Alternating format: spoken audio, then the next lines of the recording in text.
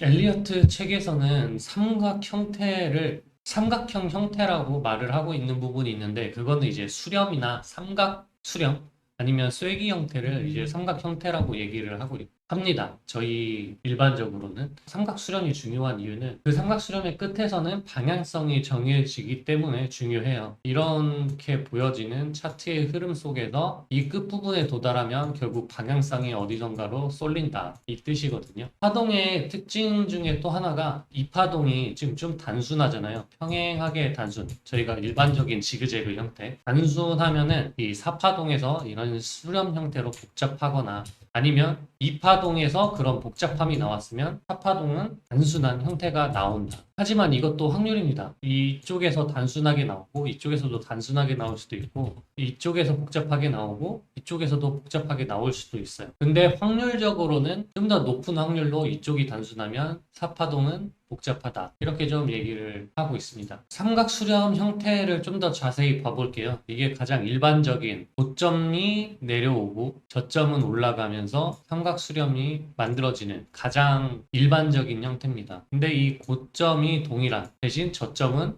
올라가는 수렴 형태의 모습도 있어요. 그러면 이런 형태죠. 여기서도 똑같은 패턴이긴 해요. 같은 고점, 밑에는 저점이 올라가는 형태. 사실 이게 같은 형태입니다.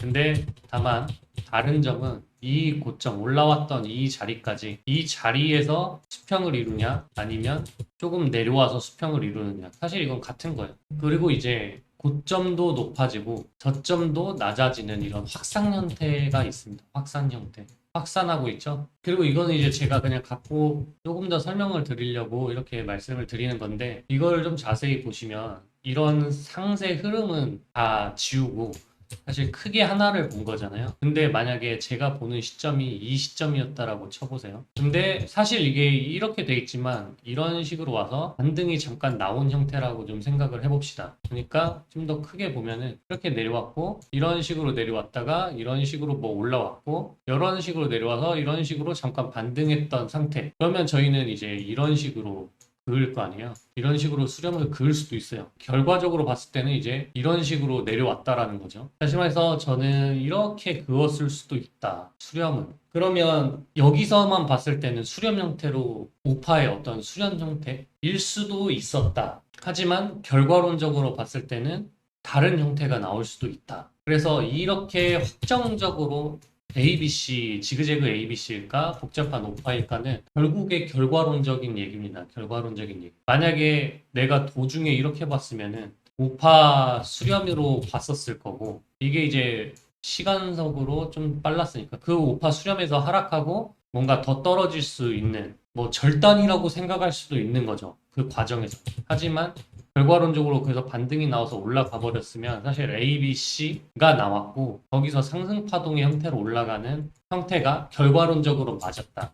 그래서 다시 한번 말씀드리는데, 이 차트 분석하시는 분들이 상황에 따라 다 다를 수밖에 없는 게 바로 이런 것 때문에, 내가 좀 더 빨리 예측을 해서 여기서 맞췄으면, 만약에 제가 이 그림이 아니고 말 그대로 이렇게 왔다가 올라갔으면 그 사람이 맞는 거거든요. 그래서 이런 부분 자체, 내가 그었던 부분, 여기가 확실히 저점이다라고 판단을 내렸으면 거기가 깨지면 손절을 하면서 대응을 해야 되는 겁니다. 그래서 기술적 분석은 상황에 따라 다 다를 수 있다, 방향이. 근데 방향의 기준을 잡은 지점에서 대응을 얼마나 적절히 하느냐가 진정하게 고수가 아닐까 좀 생각을 합니다.